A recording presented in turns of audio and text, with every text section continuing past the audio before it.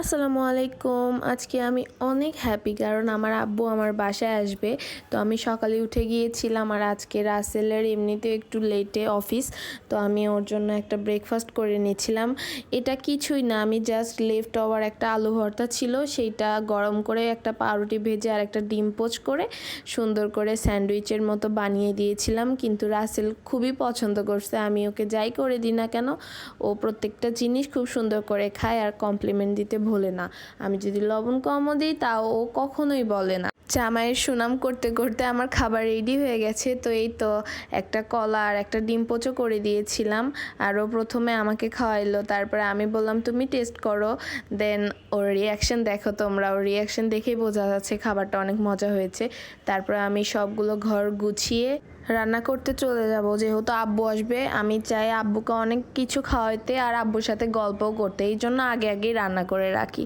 তো এখানে আজকে আমি রান্না করব বড় মাছ, যেটা আম্মু আমাকে বাসা থেকে পাঠাইছে, আসলে ওইটাই রান্না করব, আম্মুর মতো করে করার ট্রাই করব।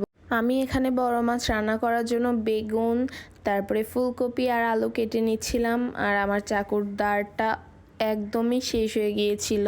আর এই মিষ্টি কুমড়াটা কাটতে যে আমার কি পরিমাণ যুদ্ধ করতে হয়েছে পরে আমি অফ ক্যামেরায় কেটে নিয়েছি।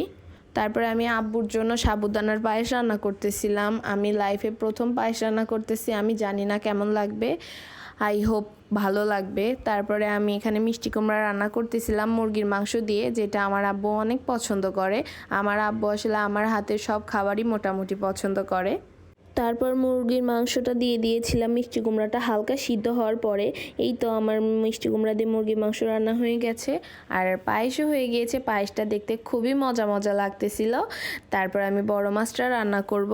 বড় মাছ রান্না করতে আমি খুবই সাধারণ জিনিস ইউজ করেছি।